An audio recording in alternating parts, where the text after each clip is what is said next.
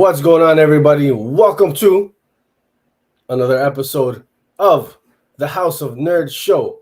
Welcome to the Casita of the Nerd, man. What episode are we on today, huh? 68, the penultimate episode. Oh, the penultimate. Yeah. Oh, okay. Big words. You okay? Yeah. All right. Okay. 68. One away from that all special episode 69. We might have something planned for next week. I'm just saying. Not a special episode. It's a special. We gotta have a special episode for a special number. You know what I'm saying? Best number in the. I was gonna say in the alphabet, but that. Yeah, sounds about right. That's all right. What's going on, everybody? Happy Sunday. Happy Sunday. Thank you so much for hanging out with us. You know, we hope you got your comics ready, your coffee ready. I know. I got my coffee here. You know. My cafecito. Oh, what are you drinking this morning? A sugar-free red Monster. A Monster Zero Ultra. What's wrong with you? Listen. It's like 6 a.m. your time. What are you drinking, a Monster? You gotta wake up for this. Gosh. You can get yourself a nice black coffee, you know. No, I gotta get right to it. You know what I mean? What I'm gonna do on your next shipment. I'm gonna throw in a proper bag of coffee, nice beans, a nice roast for you, man. You know what I've been holding on to make is that coffee from Jonathan Hedrick's Oh, did you Kickstarter? Yeah, I got Kickstarter with the bag of beans. Mm-hmm. No way. See, I wanted to do that. Mm-hmm. I wanted to do that, but they were charging like. I mean, you know, I'm not trying to shit on nobody's Kickstarter, but the shipping was crazy for a bag. I think you can go to I'll send you the link to the coffee place directly. Yeah. I think you can order from them directly. Man, that's cool. So Jonathan Kickstarter, Jonathan Hedrick, folks, if you're not familiar, he did a Kickstarter called what was it the Decaffeinated Hearts? Yeah, which is in previews right now. Yes, it is. I was just about to get to that. Yeah, for sure. You gotta get there faster. Oh man, let me talk. Okay. Dragon, you're a degenerate, and this just seals that because I drank a Bang one time and I thought I was dying because of how much caffeine is in it. Like a one Monster or like a 16-ounce Red Bull is like like at capacity for me. He drinks Bang. But we also know how Charles rolls. He bangs every morning, baby. He bangs. That's how Charles rolls. I know my man. Yo. Yo. Hey, good morning, Sarah. Lovely to see you in the chats. My man, Dragon Ranger. Good morning, baby. What's going on? Joey, it's good to see you, buddy. I know life is hectic, life is crazy right now. So anytime you're able to hop in even for a bit, man, we appreciate it. It's good to see you, my man. Who else we got? Yo, we got Philly Phil. Not to be mistaken, he's not from Philly though. He's not from Philly. He's from Detroit, right across the border. Justin, good to see you, my man. Good to see you. Hey, let me ask you. That's got to have been your profile pic. That's got to be from like an Oktoberfest or something, because that's a Stein. That's a Stein and a half.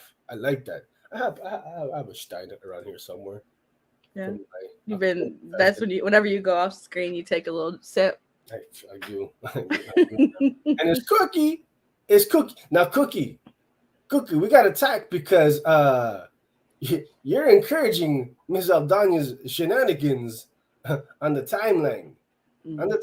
So ma'am, you know how Aldanya is, man. We don't need to encourage her.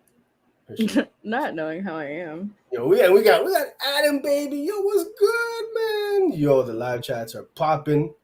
You know, it's good to see you. Well, who else we got? I know we got Joey said next for the 69th episode. Next week, you guys got to do a survey and ask, are you a top, bottom, or side by side? Ooh, you know what? I'm going to keep it 100 on the bottom. Well, nobody asked you. They said nobody asked you. The way to go. Bill says he likes day-old gas station coffee. Oh, Phil, you nasty. You said the Yo, bottom of a 69. I just got what you said. oh, you just got it? Listen. If I've seen you tweet that you're the top of a 69. I've seen you tweet that you said you like to do push-ups, stay fit, You know ass what? in the air. We won't get it. This is a family show. Dragon said two. He drinks two. Dragon, please. You gotta stop. You gotta. You can't do that. That's like Okay. 600 milligrams. Dragon. Man, that's okay. Well, now we know how you get all through all those bucks. Right. This whole list. And Justin talking about liter of beers are the way to go. Absolutely, man. It's the only way, baby. The only way. Good morning, Aaron. What's going on, homie? Good to see you, my man. Good to see you. And who that? That's a sweet baby angel, Matthew. Oh, It's my baby brother. okay. Adania's little brother in the chats. What's going on, man? So Sergio wanted to know if you were the top or bottom of 16. Don't do that. Matthew knows better. Matthew knows better. He's a real one. He knows. Oh, here we go, Cookie. Team Serple. Mm. And listen, we said that if we had 3 people hashtag it in the chats today, you might get a Serple reveal. Serple? I mean, you really... Okay. Listen, I would hate for you to sell your body on the show, but people want what they want. We got 2. We just need one more hashtag. Man, come on, you know what? You guys shenanigans, Oh, I got my cookies ready. Yeah, it does make sense. 2 bangs, 100 comics a day. I'm gonna ask these guys for a sponsorship now. Yeah, you guys want to adjust your mics because it's about to get real crispy sounding. He said before we started, he's like, I'm gonna need to go get another water. And now I know why. I mean, how many water we got? We got 1. We got 2 more. So I mean, I'm ready. Because these motherfuckers, they be dry. They're dry as fuck. But nice. Yo, honestly, that's exactly what I had said. Charles needs the 2 bangs to read his 𝐬𝐭𝐚𝐲 comics. Gonna need an official adult rating. Oh, we got 3 circles. Listen. Come on now, Justin. Don't Matthew doesn't know what it means. You guys are crazy, man. Joey, hey, listen. Joey's comment. Joey, not him breaking it down on a family show.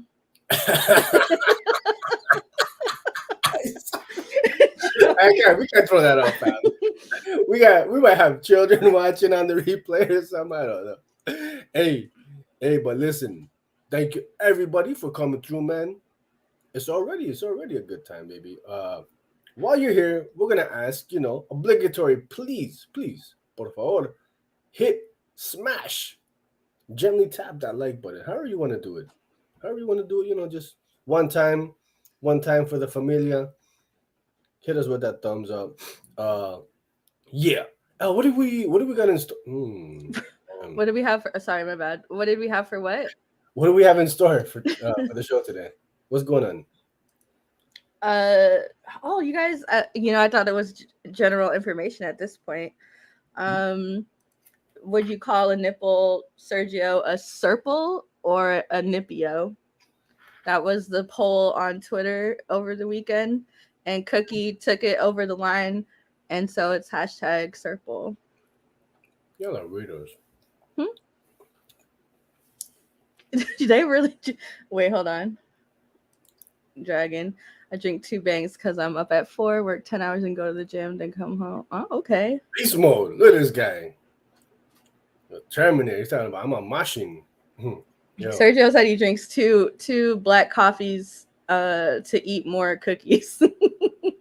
Break time. It's black. It's the only way to go. Hey, listen, if you don't drink your coffee black, if you put milk, sugar, anything, grow up. Grow up. Listen, this is a judgment-free zone. This is Raging. It is. We don't judge, but when it comes to coffee, I don't play around, man. Hey, good morning, Raging. What's going on? What do we have today? We have Copper Drop. Mm-hmm. We have a little Benjamin Lopez news. We got I just got that. yeah, we can review. Who's Benjamin? Yeah. Yeah.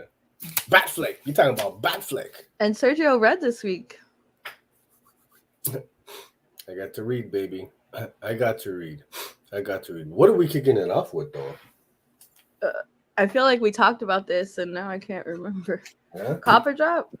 Copper Drop. What was our Copper Drop book of the week? Detective Comics 1062. Clear that throat, man. Clear that throat. All right, I just pounded a Easy Mac cup before the show started.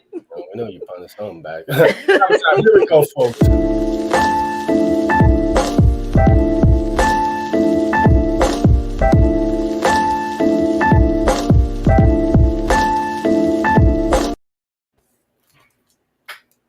This bad boy right here. Bad boy right here. Oh, you want me to? 1062 from Mr. Ram V. Raphael Albuquerque, Dave Stewart, man. Folks, this is the one. This is the one. You know, I don't read very much Big Two these days. I just don't. But it's Ram. It's Papa V on Batman. So we had to cop it, you know. I had to see what Ram is what tricks he's pulling out his bag, you know. Elite writer, best writer in the game, in my opinion, despite what some Eisner voters might say. Best writer in the game. And you know what? We should start a hashtag right now for you to release your voting ballot. Oh, I don't just so we know for sure. They kick you out. No, I voted Ram. We spoke about this last week at length. I was jeez. That was so disrespectful. He should have got that. And you said you were able to get this 1 in 25 for $12? Man. I did cop the variant though, the one on the left. Yeah, I did. Detective Comics 1062 is Ram V's Batman debut, and holy, quite the debut, man.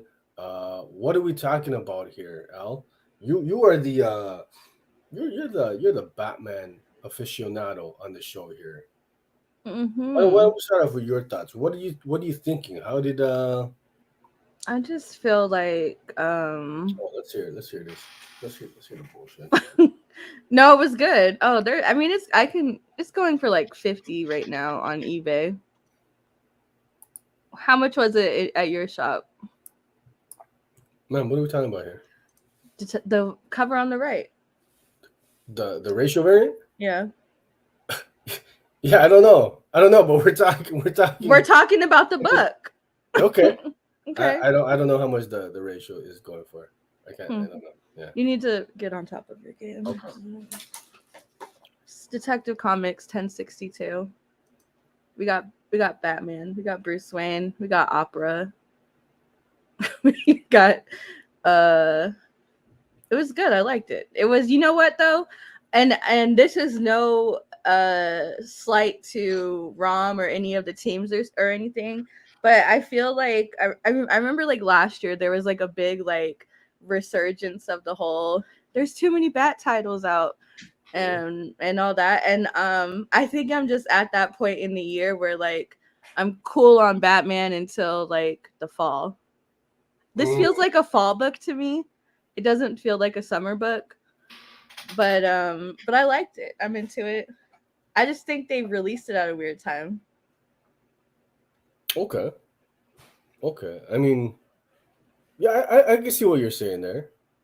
That's a weird way to open up the. That's just how I felt about it. I mean, I did read the run prior to this, and I know this is like self-contained more or less, but no, it's cool. I liked it. And you know, with Rom and I love the art style in this. Talia Thick, Yeah, I guess she's thick. Batman Thick.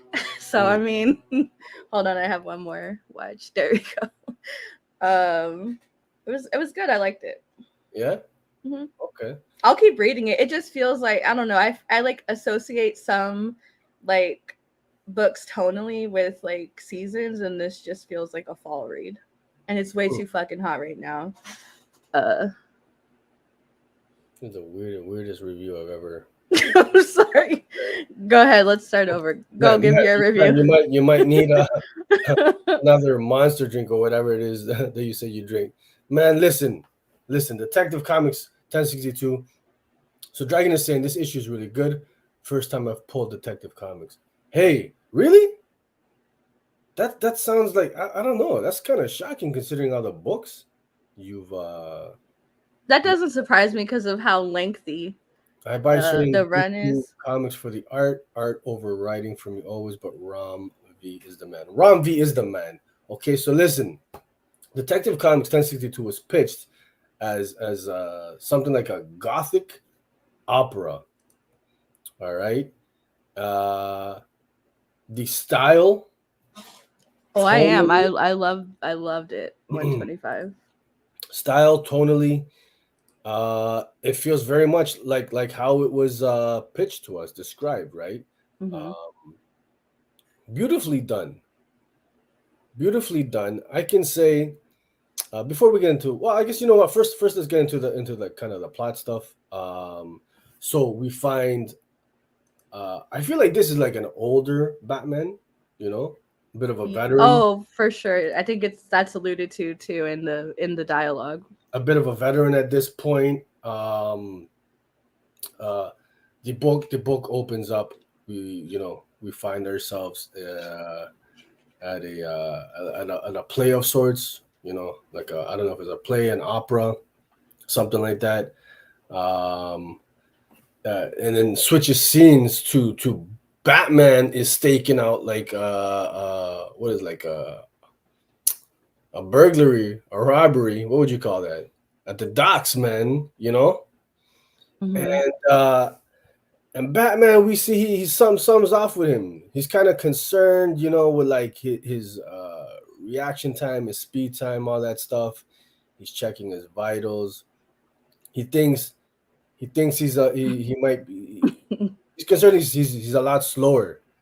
Something's wrong with him. Something's Mm-hmm. wrong with Batman. We don't know what it is. It's gnawing at his mind, right? Um, and then Talia shows up, gives him a warning. You know, some mystery group is after him. They're coming for him. So she's telling him, "Hey, listen, you're not ready. You got to get your shit together, Batman. Right? You're getting older. You're getting slower. You're not ready for these guys." So Tech 1062 introduces us to a new. These are completely new characters, right? Oh, because I've never seen them before. Who, The Batman? the new villains, the orgams. I honestly couldn't tell you if they were brand new or not. So for those who've read Tech, are these villains, this family, the orgams? They are new, right? Unless um. Let's see.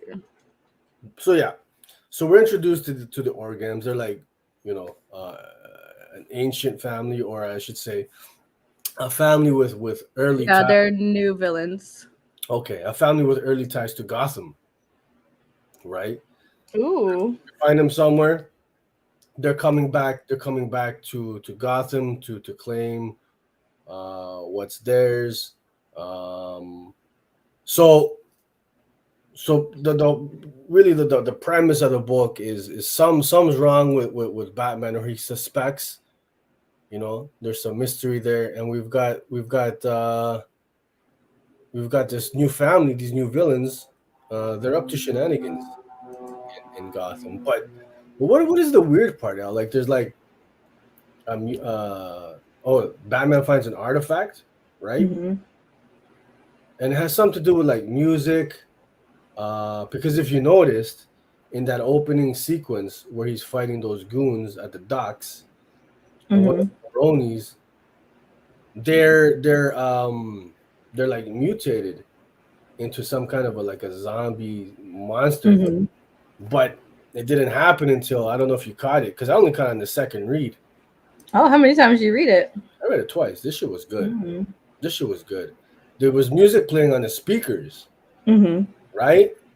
And then he kind of transformed, and then that artifact that Batman finds is actually a music box.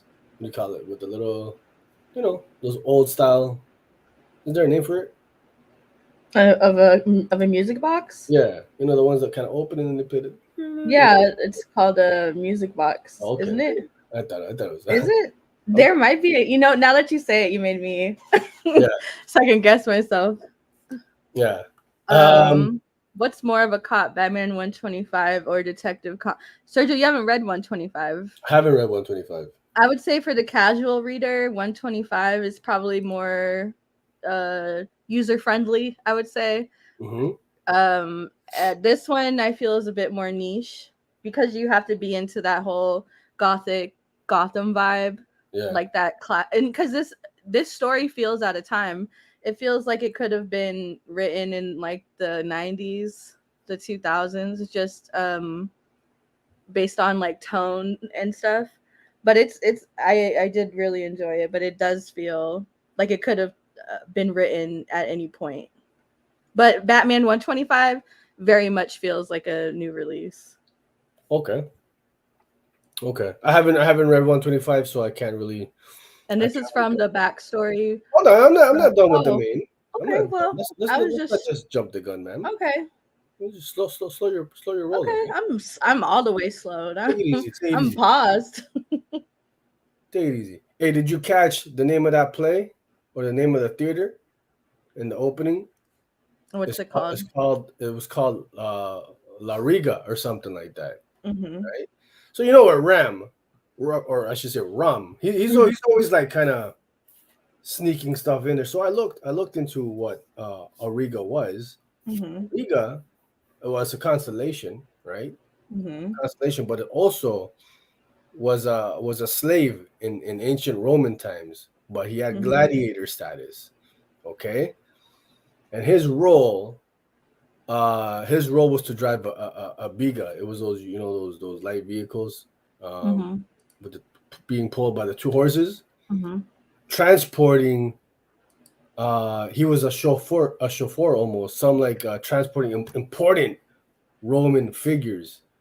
So these gladiators slash slaves, they were carefully selected, important in their own right, right? Mm-hmm. Um, what may I don't know. I feel like that's tied into the book because Bruce Wayne, he's being like, if you see the opening play, Mm-hmm. that's basically that's Bruce, right? What he's going through, right? This Mm-hmm. demon is haunting him. He senses he senses something's wrong, but he can't see him. And the actor in the play, he's talking about, man, I sense you're there, but I'm too scared to kind of look and not only look, but kind of look within myself. Now tell me Mm-hmm. that doesn't sound like Bruce, right? Mm-hmm. What he's going through, particularly in this book, man, because we all know Bruce has got demons. So maybe I'm thinking, I don't know, Bruce Mm-hmm. is kind of like this Auriga, this chosen one to transport some important, you know, I don't. Wouldn't it be funny if like Rom was like, no, I just like the name. It could be. It you could be. did 3 hours of research and he's like, no, I It just could like the be. name. I could be completely looking way too deep into this, and it's No, not but that that makes serious. sense. But You're it makes sense because to bring about change, you know what I mean? If I'm he's saying ushering in a new era, that's what I'm. especially with uh Dick later on, him their conversation with each other, like, no, it's time to pass the baton, my guy. I liked that was a great scene between Mm-hmm. Dick and Bruce, Mm-hmm. because you can see without him, without Rom. specifically saying, you can see there's a lot of history there just by Mm-hmm. their discussion together, their back and forth, they're kind of chirping each other a little bit, right? Dick saying Batman, you're old, it's time to, And I really dig into like so the there's history there. brownstone, like him staying at the brownstone versus like because it kind of grounds Imagine. the story more. I like that. Yeah. So this is what else I really loved about 1062 is is grounded and is intimate, man. Mm-hmm. It's an intimate story. It's not like, at least so far, not like massive in scope, some kind of cosmic shit. You know, it's grounded, and I'm not just saying this, but really, when I was reading this, it almost felt like tonally and everything. You're at the theater, you're watching a play, you're at an opera. You know, this Mm-hmm. book very much like that. It's dark.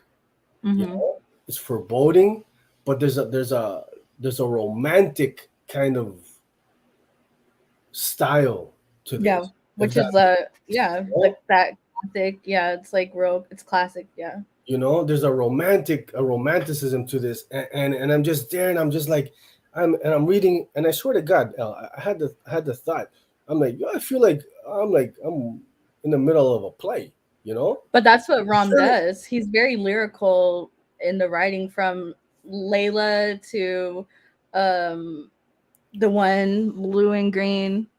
Wait, Uh what's what's his vampire joint? On Vault. Shores, Shore. the Savage Shores. Even Radio Apocalypse. Yeah.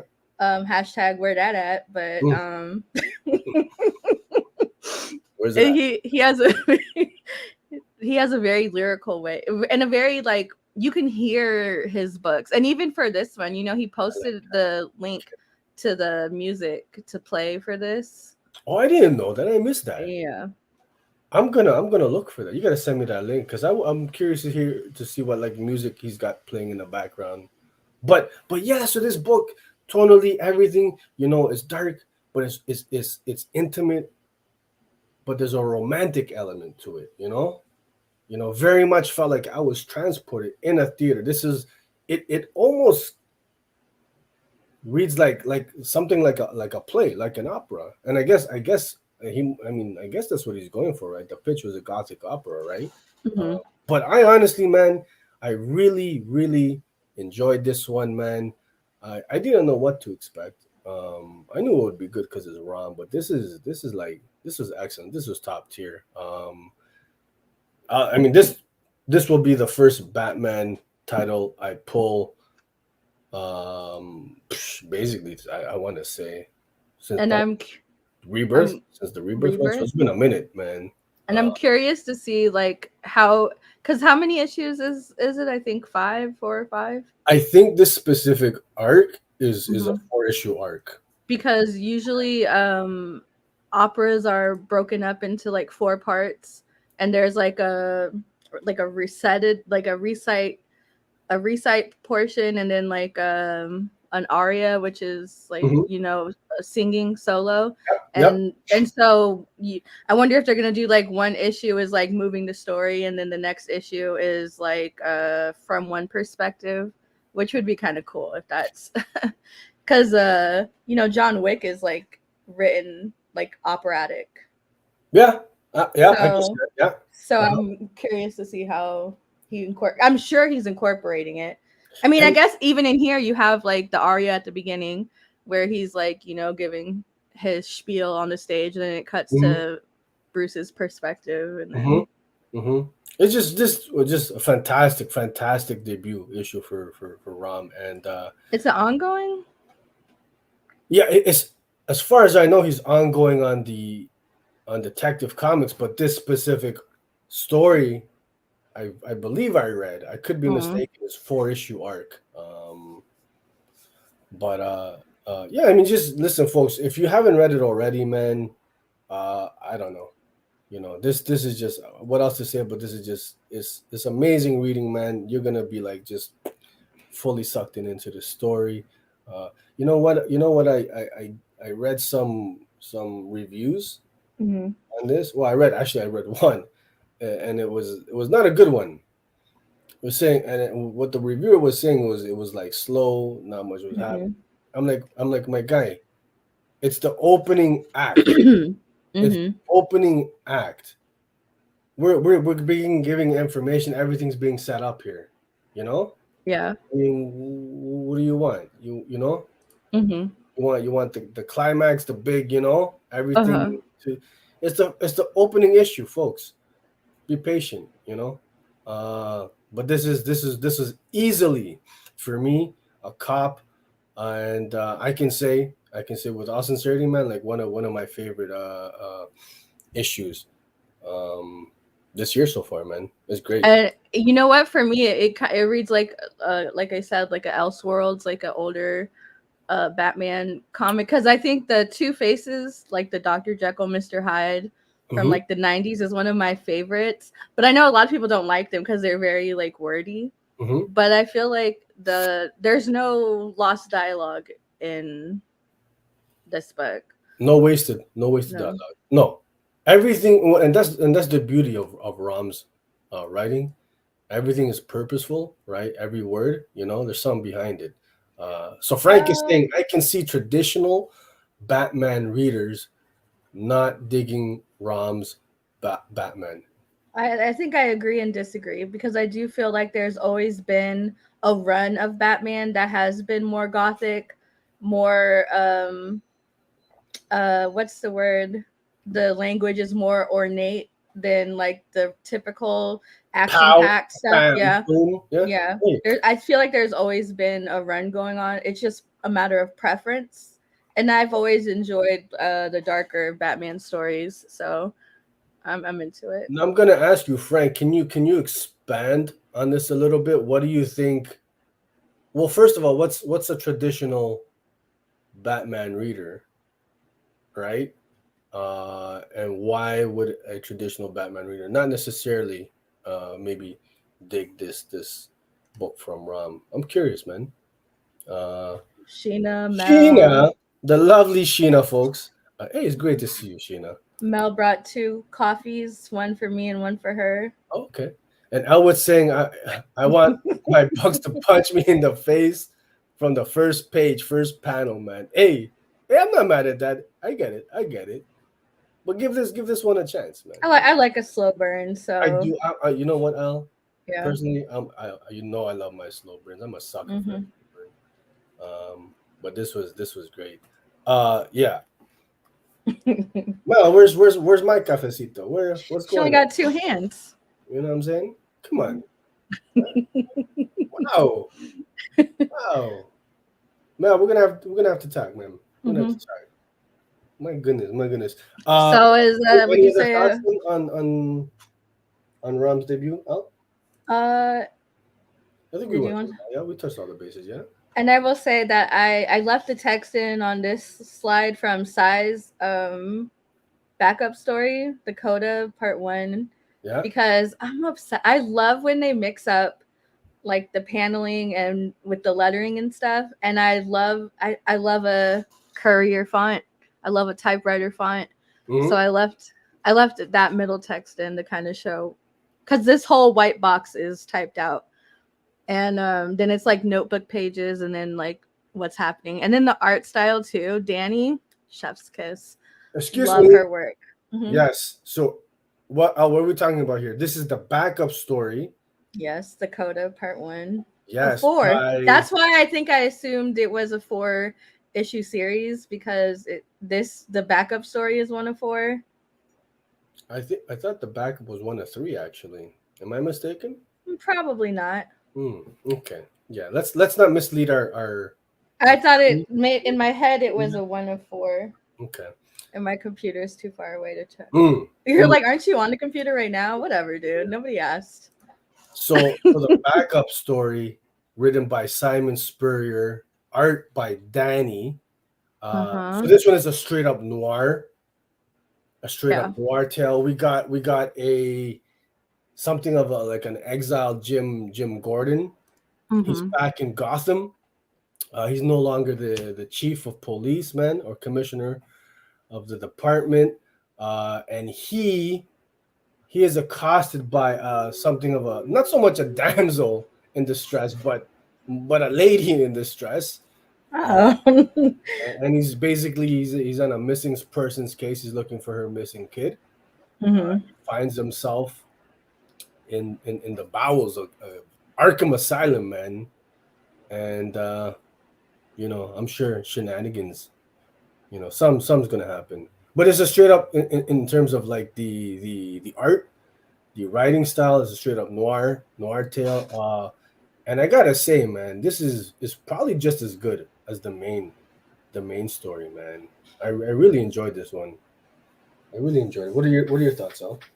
Yeah, like I said, I'm into it. I like the art style. I like and for me too. Like, I think it was figure drawing who was talking about art over writing for Hmm. him. Hmm. For me, I'm kind of split on that. I guess if the story isn't great, but I love the artist, I'll go into it. Okay. But for this, I think it just works well, and it's the same colorist I think on both titles. Dave Dave Stewart, yeah, the colors. Uh-huh. So I feel like it flowed like really nicely into each other too, which Hmm. sometimes it's like kind of jarring going from like the main story to the backup, which is kind of distracting. Hmm. But this was has a nice little synergy going. And you know what I like about we're talking on the art though. It is, and you're absolutely on point. They mesh together. They both got like that. Well, Not yet, Mel. did I miss? We're not getting there. They got. They're not a similar style, but they fit together. Even though the art styles are different. Like Albuquerque's more polished, right? Uh-huh. Versus Danny's is more gritty, and it's a nice juxtaposition, with the different styles. Like even though Hmm. they're different though, But the colors are kind of married. Yeah. but the art style is married. Yes, Huh. that's what I was looking for, man. So it fits really nicely, man. Yeah, I really enjoyed this backup. I really did, man. This was cool. Um, for anybody, can anybody fill me in though? Maybe Frank. I know Frank, you're a big Batman reader. Or anybody else who read it? Why is Gordon? Why is he not the commissioner anymore? What happened? Okay. So that one had me a little confused. I'm like, what's going on there? Oh, he's talking about 20 to 30 issues planned. Rum? Yeah. I'm here for it. I love that. Yeah. I love that. Um, And it is the only carryover is that, well, the only carryover that matters, he's saying from an interview he gave, is that Batman or Bruce is no longer wealthy, which is like pretty much all of the Batman books right now. So oh, I didn't even. Okay, all right. he The a, he a backup broke was he a amazing. broke boy. Frank. So Batman and Gotham detective work. Same old villains. Not too complicated and action heavy. Those are traditional Batman readers. Okay. Those weirdos hate change. Man. What are your thoughts on this one, Frank? Have you read this yet? And what are you guys? Everybody who's read this, what are your guys' thoughts on this, man? I'm curious to hear. Are you guys really digging this direction? What's with the backup stories? And then Oh, Elwood saying, "Hard boil is the story, not noir. Noir is almost exclusively from a bad guy's point of view. It's the reverse side of the American dream. Is this true? Is this accurate?" he's a writer. All right, here, Elwood is a writer. Where's my Elwood book? I got it here somewhere. I'm gonna pull it out. But yeah. Hmm. The backup in Batman 125 though is a Catwoman story, but it's also written by Chip. And when I tell you it's hilarious, I definitely especially if you're like kind of tired of the unnecessarily heavy Catwoman stories and you just want a good time. It's like about Catwoman being paid to track down Penguin's 10 kids, and it's hilarious. Okay. Okay. I'm a I would tell he's giving me the heads up. Gordon retired. He a broke thick Yo, boy. Yeah, let's go back to this. Sir, oh, now don't rush through. I didn't do that on purpose, man. My bad, my bad. All You broke thick boy. right, go ahead. All right. Justin saying I'm a Rom v Die Hard. I don't need to read it to add to my 100%. 100%. There's no better writer. There's no better writer on the planet right now. This was a certified banger. Both the main story and the backup. Beautiful stuff, man. Folks, go out and cop this one. Go out and cop this one. Oh, and before we get out of here on this one, I got a little theory. So in the opening play, Mm-hmm. 3 characters die, right? Was it like Treviso, Marie, or whatever? And it was literally the first panel, I think. I have a feeling like maybe 3 characters in Batman's life might die before the end of this story, or maybe even run. Remember, I called it here. And then on this page is where he gets the DNA results back. So is he the father? No, I'm just kidding. That's inaccurate. Oh, goodness, man. Philly Phil says Selena Kyle. 68. Okay, Phil. Okay. Quite. Hey. Okay. Second half of Copper Drop. Second half of Copper Drop. We're pitching to you folks a couple new releases coming out next week. You folks get to vote on what we're reading here on the House of Nerd Show, and we hope you read along with us. And we're going to share our thoughts on the next episode. Elle, what are you pitching? What am I pitching? What are you pitching? Okay, I guess we could skip over what you're pitching. Yeah, let's go, because I got to set up the poll. Let's go. Okay. Let's do it. Yo. So I've been trying to pitch small cuts razor blades for the last 2 weeks. And it keeps getting pushed back. Now, League says it's still dropping on Wednesday, but Image says it's dropping on the 17th. So whenever it does come out, pick it up. It sounds cool. It's like all of James's stories from Razor Blades, just his. So it's a nice fill-in point if you're not ready to buy the whole hardcover yet. But that's and I know Justin. That's not my pitch. I'm just saying this is a sidebar. And I know Justin gets the special razor blades, huh? I was late to the game and I didn't know about them. Yeah. So next time they go up for sale, I'm definitely subscribing to be able to get those special covers. Yeah. So I'm pitching Golden Rage. Okay. In a world where older women who've been deemed useless to society are abandoned on an island, Golden Rage documents their golden years of making friends, baking desserts, and fighting to the death. It's being described as Battle Royale meets the Golden Girls. This is 1 of 5. Excuse? Get out of here. You guys. Yeah, you weren't ready for that, eh? No, I you're a hater, so I kind of disrespect. She wasn't ready. You know what he also said? He said you have 2 more years on this show tops, because once you turn 35, Golden Rage in it. He said women. He said women are useless after 35. You gotta re-up and get it again, Get a younger 21, 22-year-old. Nice candy, baby. Lick a dime off of that. Let's keep it moving. Yes, they're fighting to the death, and you know what? I'm into it, because why not? Yeah, I like this color palette though. I like the yes, art. That is a Tula Latte on the right. Tula Latte. She's fantastic, isn't she? Man, and then Lauren Knight, the interior artist, that's her cover on the left. I like the little Life Alert bracelet grandma. you know. Yeah. Cookie's saying I've been waiting. Oh wait, I didn't see. Okay. Yo, Golden Ridge looks dope. Can I get to one? I'm sorry, I'm gonna stop clicking. My bad. I've been waiting on Golden Rage. I need this. Man, already lots of love for this one. I feel like I'm in trouble here. Yo, Golden Ridge looks dope. I put it on my poll. Nothing better when women fight. Okay, I didn't see it going. What is women? Women are most sexually active at 35. Oh, so you're saying I should keep Elle around me? For show purposes. Delete the show. Come on. Edit that out. Edit that out. I can't. I'm tired. Man. Okay, so what is my book? What am I pitching? Some. Okay. Hold on. Let me see. So yeah, Golden Rage is my pick, and your pick. What am I going with? What are you going with? I'm going with that AWA joint, eh?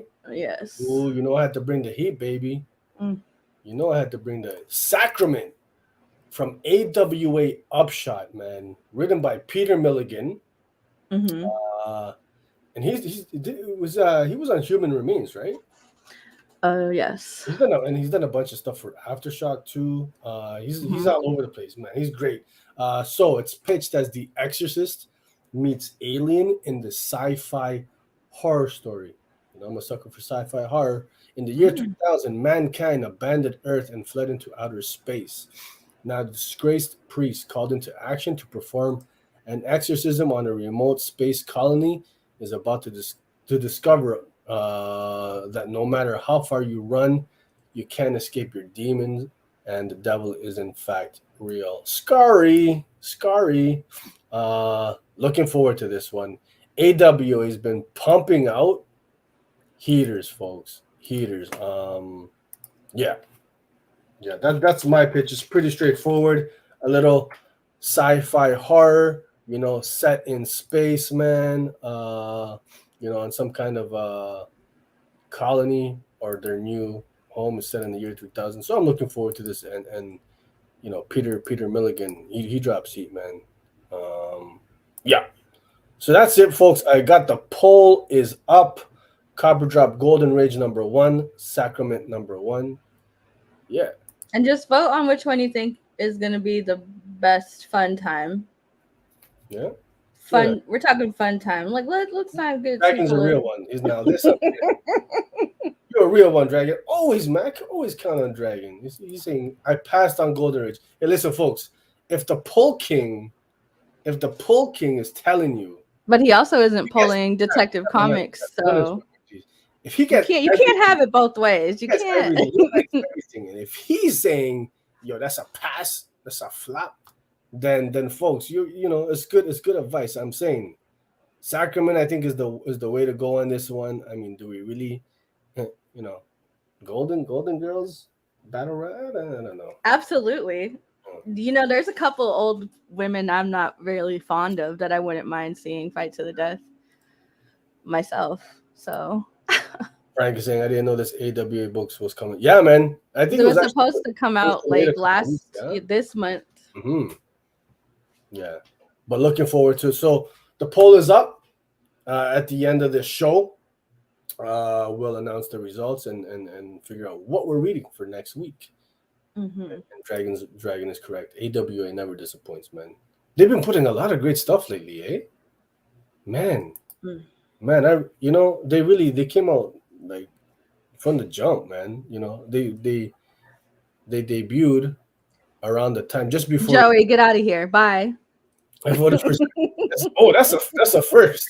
Joey, get out of here. Joey, thank you, bro. Usually, you know, he aligns himself with Elle. That's okay. You just made my day, buddy. Thank you, my man. Like he's blushing. I appreciate it. Yeah, I don't even know what to say. I'm just, I feel good now. You said both set of cheeks are red. I feel nice. That feels nice. Thanks, Joe. Thanks, buddy. Thank you for the apology. Thank you. That's it, folks. I'm out. That's all I need. That just gave me the fuel for the rest of the day. Man. So.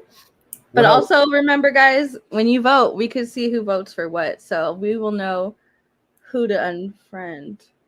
Get out of here. We can't tell who vote for who. But listen, Joey, real talk though. Thank you for coming through, man. It's good to see you, man. Hopefully things settle down on your end soon. And when they do, you know, we got you back on here, man. Okay, enjoy the rest of the Sunday. Before we move on to the Batfleck Aquaman 2 talk, yo, next week, hanging out with us, we got Dave Baker. and we're talking his self-published Halloween Boy. It's a certified hit, sold out already on the first printing. He took it to San Diego Comic-Con. All copies are gone, and he threw it up in his online store, and he's like the pre-orders are going crazy. So we're talking Halloween Boy.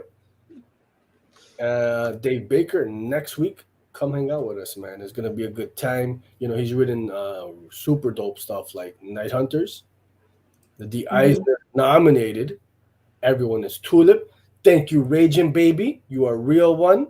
Thank you. Ooh, Philly Phil, another real one. What's good? What's good? I'm loving this energy today. I'm loving it. I'm loving it. What else has he written, Elle? Everyone is Tulip, Fuck Off Squad, Night Hunters. Which is what I'm about to do to y'all. Man. Y'all keep voting for Sacrament.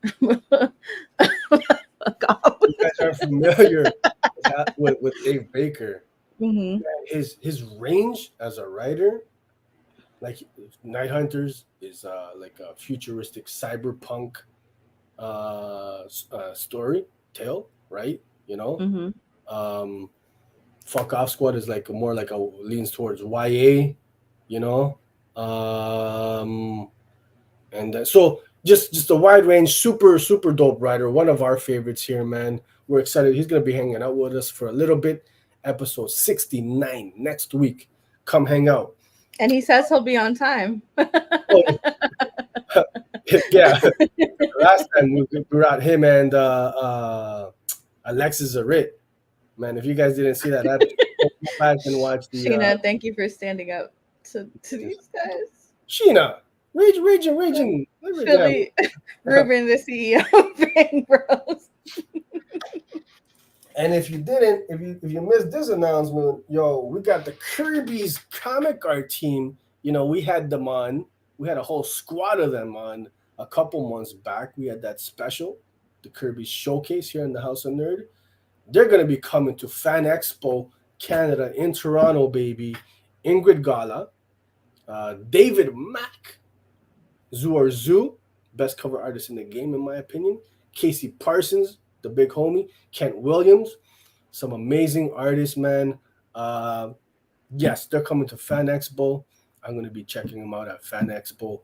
And hopefully, some's in the work, man. We might be doing a little some with the Kirby's art team when they come through, man.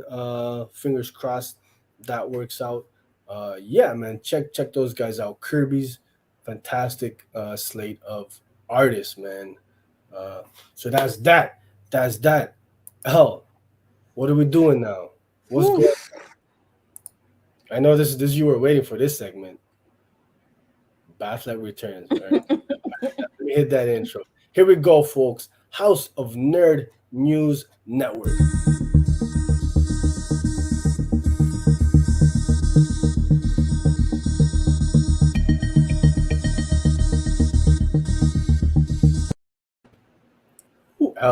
I'll let you kick it off because I know you stupid excited about this one. We all know what's going on. I mean, you know what's so funny is how we made this a whole segment, but it's really just like a 2-second. But we're gonna make it into an hour segment. Which one we're gonna throw up? We're gonna stretch it. We should open up with yours. The return, Batfleck returns, yo. That's when Sergio told me he was writing the headlines, I was like, Daddy Bat returns for Aquaman too. Okay. All right, guys. So let's just watch these slides. We got time. And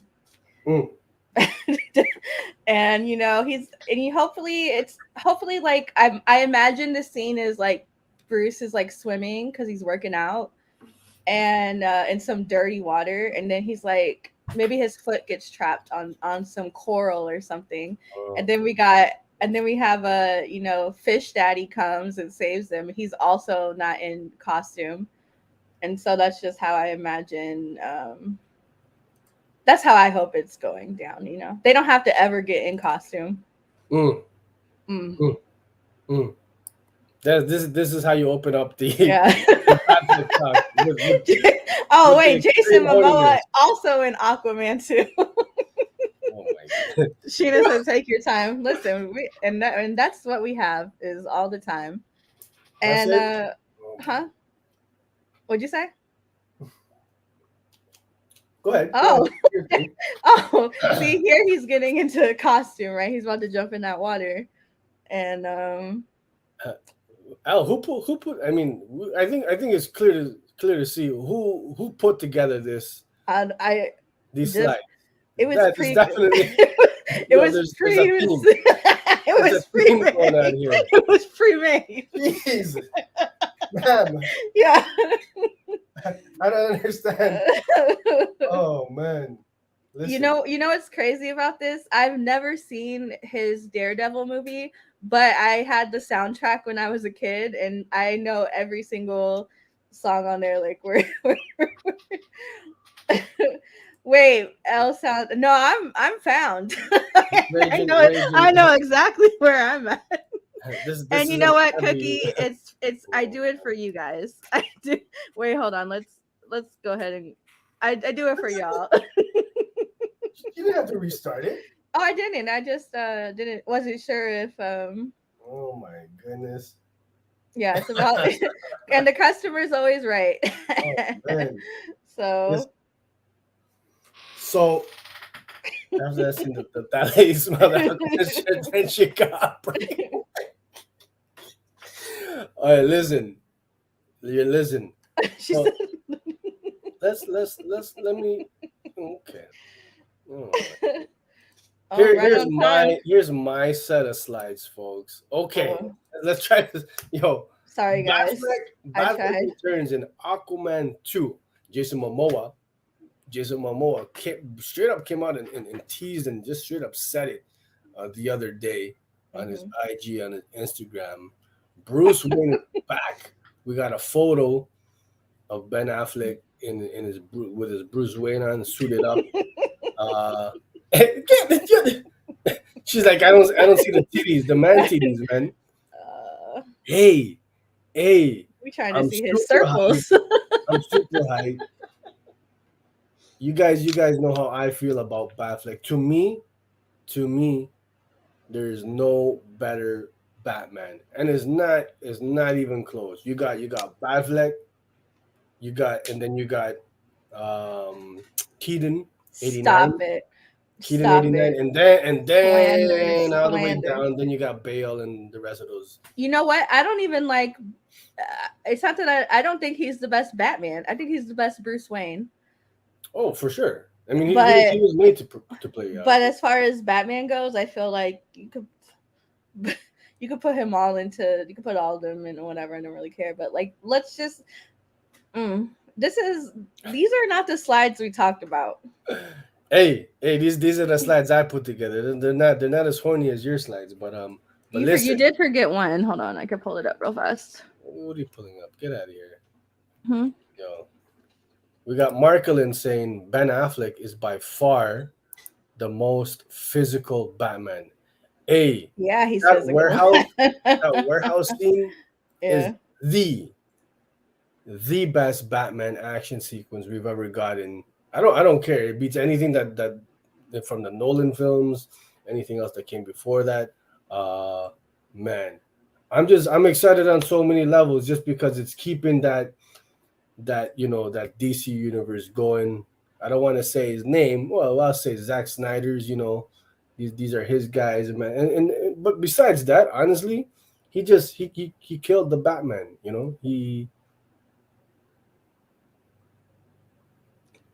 You forgot this one. Man, why are you the way that you are? I don't understand this. What are you doing to me here? Hold on, my bad.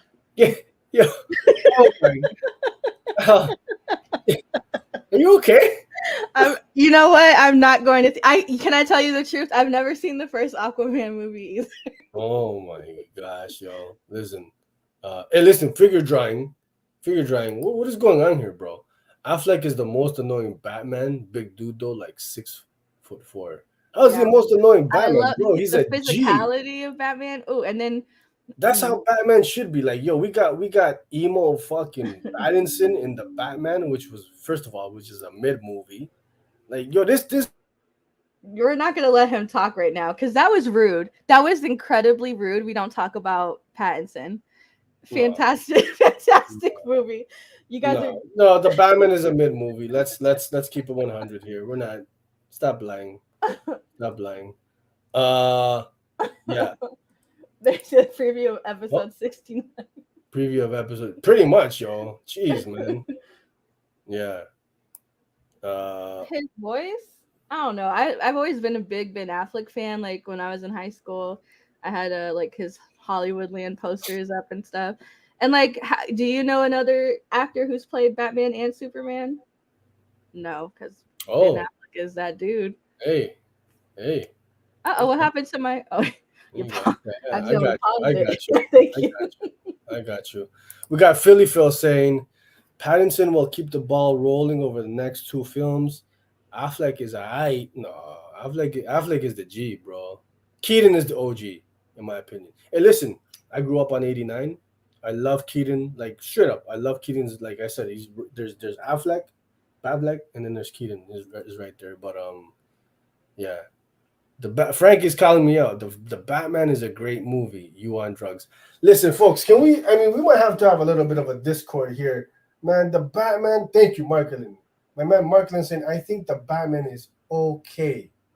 I think the Batman is okay. The Batman is the only Can movie I this finish reading year. that comment, man? No, Zoe the Kravitz is the real standout star, followed by Dano's Riddler and Colin Farrell's Penguin. So, just to touch on this comment, uh, first of all, yes, the Batman is just okay, um, and the secondary characters, the period, secondary Sheena. performances are are the standout. Like Colin Farrell's Penguin, amazing.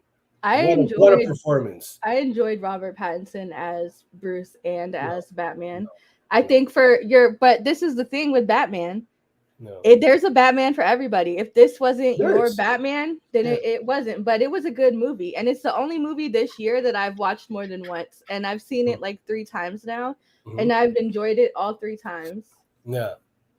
I mean, listen, for me, it's I'll say this: that opening sequence where we're introduced to the Batman and he confronts those little teenage thugs, okay, and he comes out of the shadows, and I started and my kid started laughing. We're laughing. We're like, this skinny emo looking like this is supposed to be threatening, scary, But brooding. that's not what I it was was laughing. though. People were laughing. But the thing is Like, it's yo, but if I was those, you're one not of those looking group at of it from friends, the I'll say, right yo, we perspective. about to take Batman. Like, come on, like No, but that's you a knew it was year one. But it wasn't so much Batman physically. nah. It was them using like shadows and darkness, weaponizing it. Yeah, I get that. I get that absolutely. I like that aspect where he's in the shadows and this and that, and that's part of instilling the fear. But like, yo, Batman's got to be like physically imposing, bro. Straight goods. Like you can't have He's like not there yet, though. regardless, man. Like that's the movie itself of the Batman was super mid, but Okay, uh, great so performances from the actors, man. I'll say that sorry much. guys, Sergio But is film, so but we have to we have his word is law. Aquaman, I'm excited for this. You know, This dude said the Snyder cut was the best thing he's ever seen in his whole life, but the Batman was mid. the Snyder Cut movies are so much better than the Batman. Get I the mean, fuck out of here. 100%. I'm not I even. enjoyed the Snyder cut, but I enjoyed Batman more than the Snyder Yeah, cut. Absolutely. man. Yeah, I'm not surprised. You got mid takes, but yeah. Yeah. Figures right. What are you saying? So y'all like Affleck Batman movies then? Well, I mean, he hasn't had his own solo film, which is a shame. But I like his did like performance Batman vs Superman, unashamedly so. is great. To the point where my sons think that all grandmas are named Martha. Yeah, So yeah. I mean, Keaton is like 5 feet tall. Yeah, but you know what, Frank? That's okay because of how the style, how Batman '89 is. It's more like on the but that's what campier I'm side, and saying with the Batman. so You know? His size and style in the Batman fits for what it is. Yeah. Yeah. I don't know. Yeah. I think you're wrong. I think you just. I think you're wrong. I think you're just. I'm Yeah. out of here. Yeah. Wow, I didn't realize you made this segment for us to burn the house down. Hey, house divided. I would definitely put both Doctor Strange and Thor over the Batman. Oh, I don't know if I'd go that far. Well, Wait a minute. I haven't seen Thor. Wait a minute. Man, But Doctor Strange was trash. And I'll say it here, and I've talked to Mel about it, and I respect Sam Raimi as a creator and a visionary, but I fucking hated Multiverse of Madness. Hated it. Yeah. No, I agree with Elle. I'd rather have sad Batman than killer Batman. Nah. I'll take any Batman. I'll take all the Batmans. Yeah. George Clooney too. Who cares? I feel like they're all fun, unique takes on the character. Like I'm into all of the Batmans that we've gotten, even Adam West, like the cartoons. Like I'm just into Batman. Yeah. I liked every appearance of Batfleck. Yeah, man, he's cool. I like it. Chill is saying, I think Affleck is fine. He is fine. Yeah. Oh, I don't think that's how you meant it. Okay. But listen, we take it how we want it on the show, so I'm gonna take it as a cosign. Architectural foam panels and columns. Michael Keaton's the best. Hey, I love me some 89 Batman. I do love me some Keaton Batman. Honestly, fantastic. No knock against him whatsoever. No, he's great. Those are classic films. Yeah, I'll take all the Batman. Listen, if they wanted to make a movie at once, at once. Folks, you heard it here first. So that Batcave is ready. Your Batcave is ready. Listen, yeah, bro. Ready for them to come get the bats out of the cave. What do we get? Bukkake Batman here? What's happening, baby? Listen. Oh. They're gonna utilize them utility belts, huh? Oh, wait! I didn't realize how it was gonna sound. Once again, no, that's man. I'm completely on. So, Dragon saying the Batman was decent. Batfleck is okay. Keaton is the GOAT. Batman 89 will always be the best Batman movie. Bale is trash. Hey, you know what? What I will say is, for me, Bale's Batman is, I don't like it, dude. And I'll take it a step further. I know I'm gonna get so much I'm probably gonna lose mad ratings and credits on this one. But I feel like Nolan's Batman, they're overrated, man. His films. 100% agree. They're over. Oh, really? 100% agree. Okay. Thank you for so we're maybe not so divided then. No. You too will take all of the Batman. Folks, are we out of pocket and saying like, yo, Nolan's Batman films are overrated? You know? Like, I'm not saying they're not good. I like the joint with Joker in it. Have a good one, Justin. Happy take it easy, birthday. Man. Thanks for hanging out with us for sure, bro. But I don't know, man. Like they're put up on such a high pedestal. I'm like, I don't see it, yo. I think for me, like, they weren't bad movies. I was hyped when they came out when I was a teenager.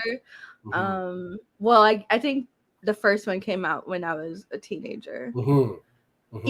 Even and this might be a hot take. I don't know. The hype around Joker, right? I've never gotten the whole, and maybe it's because he passed. And Heath Ledger, like, maybe that's why he won, but Oscar-worthy performance. Yeah, I didn't see that. Great performance, 100%, but like an Oscar, bro? Come on, man. Come on. These voters need to chill. These voters. What else are we hearing?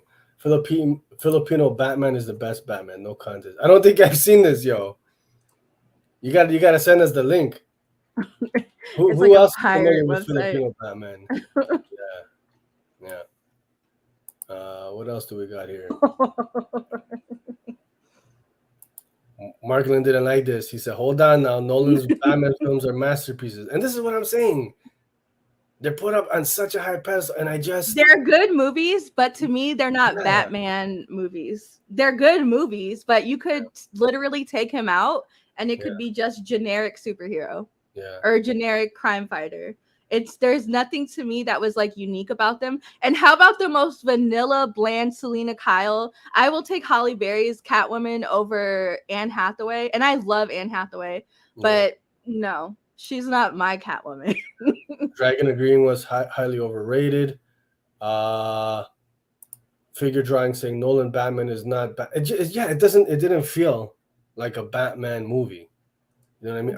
I like my They're not rewatchable to me at all. Like they're not. It's not like a fun, okay. like, oh, let's watch a Saturday afternoon movie. I'm not putting on a Christopher Nolan Batman movie. That first fight scene with Bane, dope. I love that. I love it. It was so everything, the tone, the setting. But you know what? It was the second fight. It was so anticlimactic. It's like every single time I watch that, But Bane, do the voice. Oh, I can't do that. I can't pull that off. Yo, no. Now Bane, he could. Yeah. Bane and the Batman for me. Yeah. Tom Hardy. Yes. Hey. Yeah. He should have been Latino, but it's okay. And you know what? You're absolutely right. No. I didn't say it was okay. I said you're right. No, I was correcting myself. Oh. Yeah, you shouldn't, yo. Yeah. Yeah. Next time, yo, next Bing. Can we have a Latino playing as it should be? Yeah. Man, Ledger not for the joke. He's been in amazing movies, amazing actor, but not for that Joker. That's what I'm saying, Ragin. You know, that's what I'm saying. We don't have too many Latino characters. Anne Hathaway was anti-sexy. Yep. And just for me, for my Catwoman, I know like canon, she's Caucasian, but I feel like the best Catwomen are like the racially ambiguous ones. And I feel like Anne Hathaway was just too Caucasian to play. Like she was just too. There was nothing like.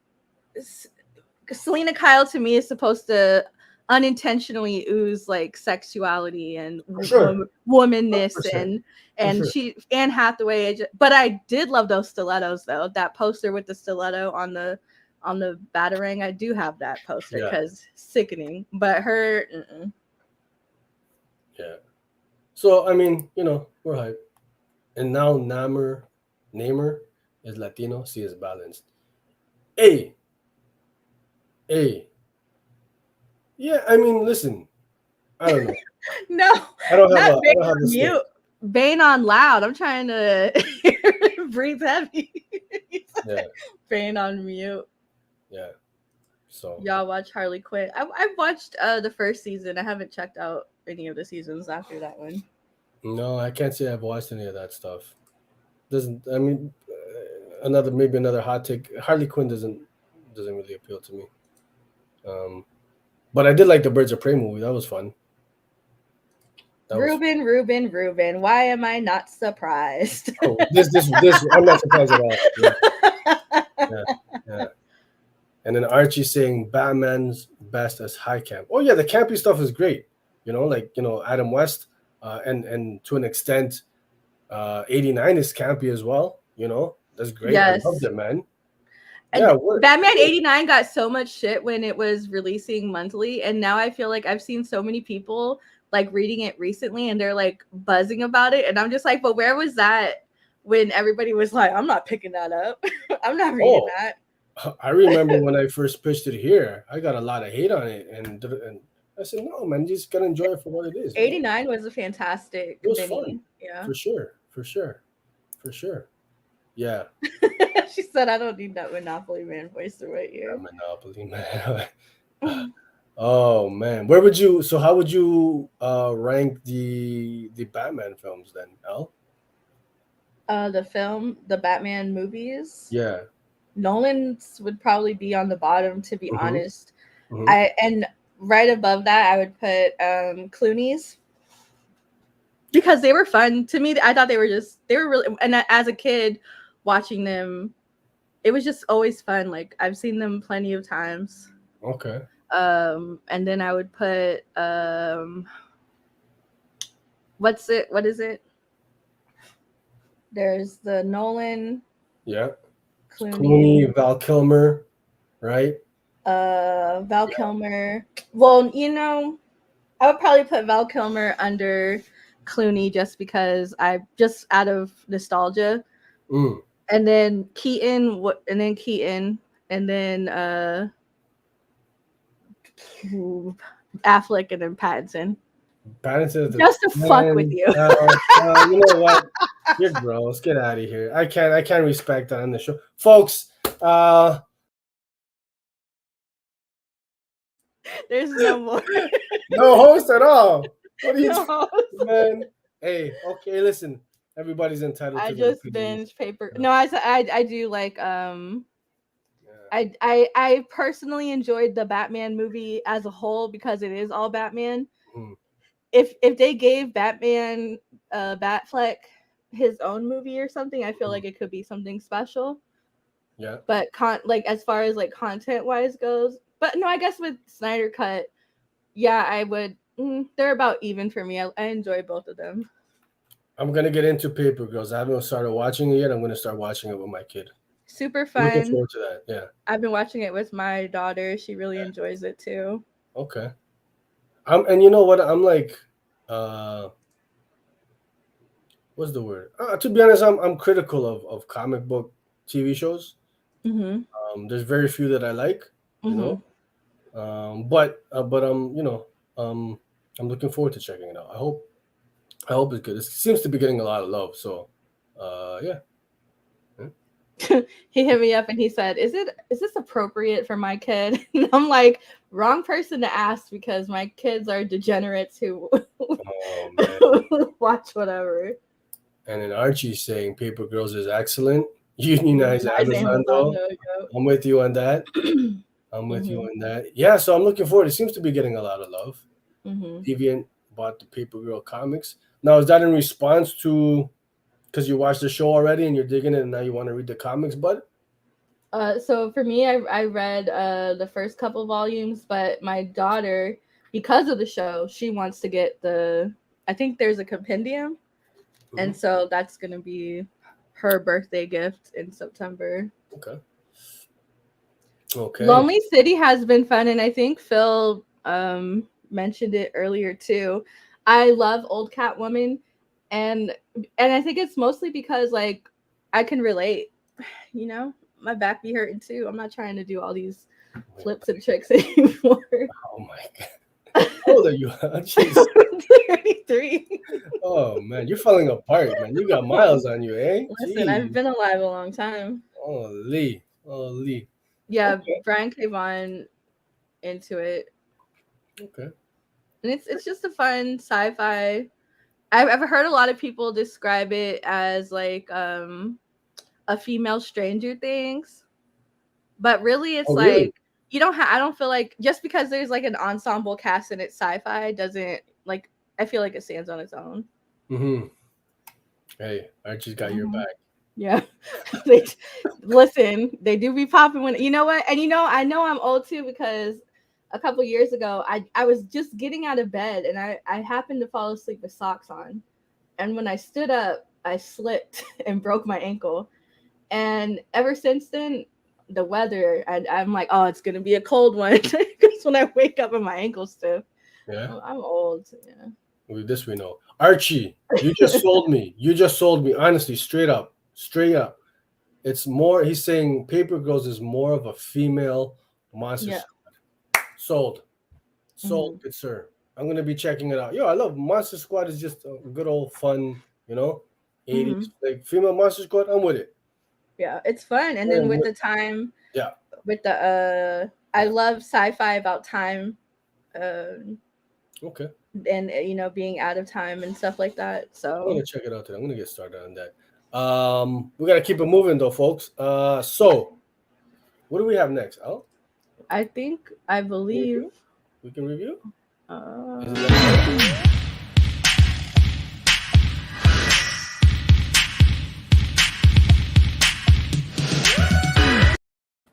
You know, one of these days I'm gonna try to figure out how we can show you while that's playing at the Oh same no, I be time. because I be popping. Move, move. You know what I'm saying? That'd be, hey, Mm-hmm. it is what it is. It is what it is. It's a good little bop. Little Uh, Bob. Week in review where we talk about our favorite reads of the week. I'm gonna try to power through this one here. Elle, get out of here. Get out of here. Get out of here. Oh, Get what out you of here. reading? What made your top? You're Hey, you're okay, trash. okay, okay. Okay. I'm about to spoil all of yours. I'm gonna say yours. Out of here. So one of my books that I enjoyed this week was Blink from Christopher Sabella, Hayden Sherman. I think this is the third week in a row that I've had Hayden Sherman in my top three. Above Snakes, Mm-hmm. Dark Spaces, Mm-hmm. and Blink. He's Wow. just nailing it right now. Yeah, These are the variant covers. I like those covers. I like the one on the left there. Yeah, they're just Cool. so good. And Yeah. so this is a story about a woman who is trying, she's a writer now, but she's like trying to remember um what happened to her as a child, because she has like no memory, and then all of a sudden this is where I'm at. She doesn't know why she was where she was or who she is. And so, but she knows it has something to do with these cameras. Let me see if I have, do I have a, no, I don't have it. Hey, But this art is great. but like look at, like, this one is like her before she decides to like go on this journey to figure out exactly what's going on. And she's like, her mental state is like clearly diminishing like with each page turn, because she's so like fixated on this idea of finding out what happened to her. And it's interesting because I feel like this narratively might not appeal to a lot of people, because it is kind of jumps around a lot story wise, and it does feel a little bit disjointed. But I think with the art and with the dialogue and in internal dialogue, I feel like it's intentional, because we're kind of in her mind state. Not everything is supposed to make sense. Oh, did you think that was a dude? I thought this was a lady. Because look at her little baby hairs. I don't know. I think she's a lady though. She'd also enjoyed. And then her as a little kid, she has like the little flower. I just thought it was a lady. Why did I think that was a dude the whole time? Uh-oh. my apologies. And like this shot, I love a wide shot with architecture and Beautiful. the lines and stuff, like so good. And then if you look even closer, there's like little like tells that there's something about this building that's not right, not quite right. Yeah, eh? I like that. That's a beautiful splash page right there. Man, that's gorgeous. I like that. Just real quick, Elle. Hold that thought, Archie. Hold it. We're gonna get to Righteous in just a moment. Oh no, don't do that. And we're talking about my book when you threw my just one second. No. Just interject. You know what? Now I'm gonna take 7 seconds. Get out of here. We're gonna talk slowly. Blank number. And then like just the paneling and the way the pages are set up is so good. And just overall, like I really enjoyed this. I saw that comment, and hey, I guess you can't assume gender, but there are visual tells, and I it looked like just a traditional couple. Yeah. Okay. But yeah, the art is dope. So, that's great. Yeah. Do recommend. That's great. I'm gonna check. And then another book I read was House of Slaughter Scarlet, number 7. Because you really didn't like issue 6 at all. Oh, I didn't say that on the show, though, I don't think. I was in private. My boy Dragon. Enjoy the rest of the Sunday. We're going to talk, bro. We got something cooking. All right. I don't think I mentioned that on the show, but I did not necessarily enjoy the first issue of the second arc, especially compared to how well done the first arc was from issue 1. Yeah, but you're not And alone in that sentiment. A lot of the discourse I saw, people were feeling mhm.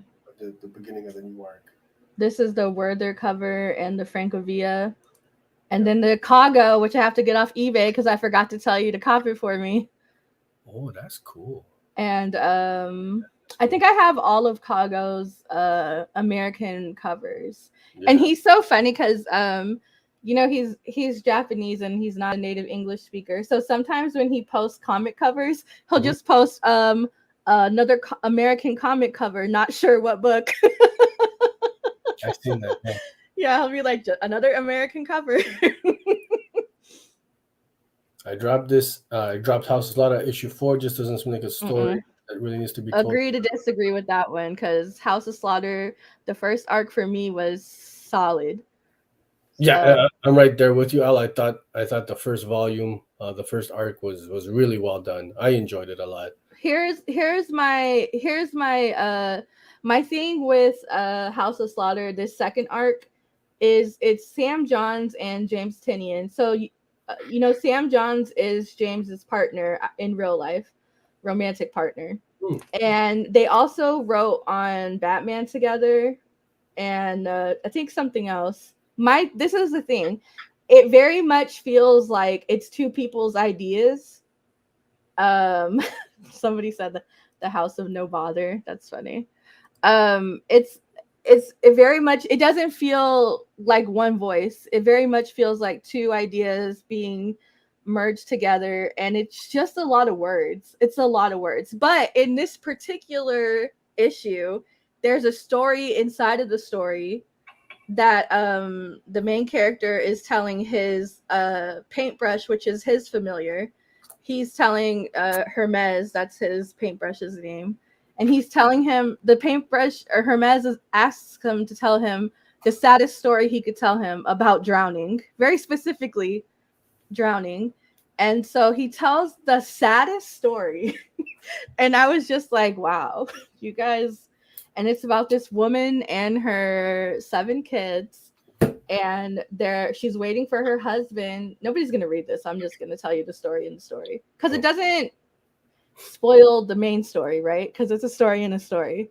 And she's waiting for her husband to come home. And she doesn't know that he's already drowned outside in the flood. And so then what happens is all of her kids drown. And the baby is the last one. But guess what? The water pushes her head out of the house. And she lives. And I'm like, that's one of the most fucked up stories. Because now she has to live with the fact that she led her whole family to their death. And so he's telling the story like it's a true story. And like she's saying how sad she was after that. But that's the back of the trade blurb. It's just a lot of words. It is. It's like, what's the word for that? Verbose. It's just a lot of language for no reason, I feel. Like Tynion books, I feel like some of them do tend to get a little wordy, and I feel like with what Johns is trying to write for the script, and then probably using script notes, it's just over a flood, if you will, of words that are not necessary. You could just cut to the point, which I think the first arc did very well. Even when it was information dumping, it was still entertaining. And then, but the panels are beautiful. Like the art is really nice. Okay. And then, you want to get off your phone? I'm talking. Thank you. And then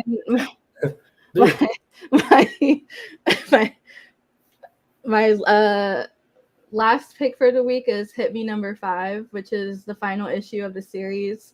I think it's kind of hard to land a finale these days. Not many books can not many books can nail the landing. This one, I feel like it did. It has a nice conclusion to it. It does sum everything up. They could tell more of Lulu's story, or they can just let her, fade away into obscurity. I think she's a great character to bring back, though. personality and even content wise. Like there's a lot of directions you can go with this. But if this is it, then I'm content with that. But I will say, if you haven't read it yet and you were waiting to trade read it, then the I feel like the ending will feel more satisfying because you're reading it all the way straight through. Versus, I feel when you read something month to month, you kind of overhype it and you want like these big endings where it's like you waited month to month for this, right? And so you want the payout to be more. But it was a satisfactory conclusion. Satisfactory, okay. Satisfactory. I haven't read. I gotta catch up. I haven't read the finale. I've got it. But I've been enjoying Hit Me, like very much. It's been good. It's been good, Elle. So I'm glad to see you made your top 3, for sure. Yeah, it was nice. Yeah. And then the flashback scenes, I love the color gradient on here. Okay. But yeah, that was my top 3. Let me stop talking so you could talk. What? I didn't rush you. Nothing. Get out of here! Don't even try that shit, man. I was boring you. You were not. Man, You're over there on Twitter. He was posting on Twitter. When is this bitch gonna shut up? That's what Ruby Rod says. Get out of here. Leandra, if you're still in here, my book was hey, my book was Golden Rage. If you want to go ahead, Carlos, you can represent the show too by voting by voting for Golden Rage in the poll. Is Carlos in the house? Listen, Sacrament, baby, Sacrament. That's my pick, Carlos. Architectural, go ahead and vote for Golden Rage. Oh wow, you're really campaigning here. Yeah. Listen. Oh my God. Hashtag believe women. Golden Rage is the way to go. Get out of here. Juanito, I was wondering, I said, he's saying, I'm way late. LOL, sorry I napped and woke up late, but on the road to get some stuff. Comics is one of them, but hey, enjoy the hunt, baby. I hope you get all the comics you're after, man. Don't even sweat it, bro, because I know it's hot. 100 degrees. That's wild. So it doesn't get that hot out there. Yeah, it gets pretty hot. Listen, I like this comment right here, and this is going to kick off my discussion. So architectural foam panels and columns. He's saying less is more. Writers need to learn how to simplify. In the comics medium, a few words can often be more resonant than a few paragraphs. With that, my man, the master of less is more and using each word to maximum potential is Rick Remender, man, who's absolutely been crushing this book. Registers for Vengeance has consistently each week of its release, man, been like the best book out. I'd say at this point, if not the best, one of the best ongoings, man. So I caught up. I read issue 9 and 10, and who boy, issue number 9. What did I tell you as soon as I read that? It's up for one of the best single issues of the year. So for those who are reading our Registers for Vengeance, it's about an accountant who stumbles into a dark web of hitmen, assassinations, and he's out to kind of stumbles into this world. He's out to stop some of this stuff that's happening. He gets caught up, pretending to be like a hitman. So we got like the real hitman after him. He's trying to rescue a little boy. These guys are after him, and this kid who becomes basically, his adoptive son. The mother was killed with everything that went down.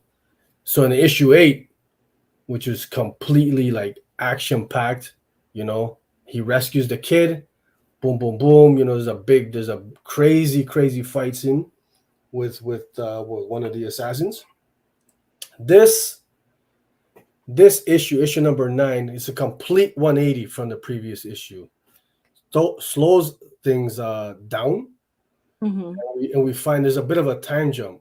We find our main characters They're in a hideaway in Mexico, right?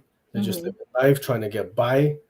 Um, the pacing on this is really it's relaxed, chill. We're just spending the day with little how do you call him, Al?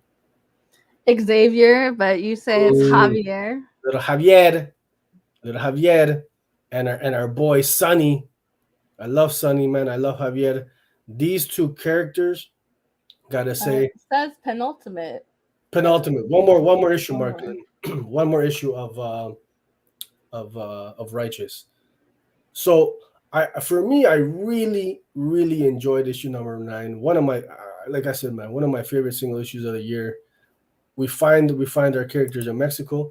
They're chilling, man, and just Mm, enjoying the day. They're out, Look at this, you know. We're fresh shrimp watching we're watching the tacos. chef make a little shrimp tacos. You know, Mm-hmm. you got a little bit of avocado, aguacate, you know, uh, Drinking their Doritos. their jarritos. You know what I'm saying?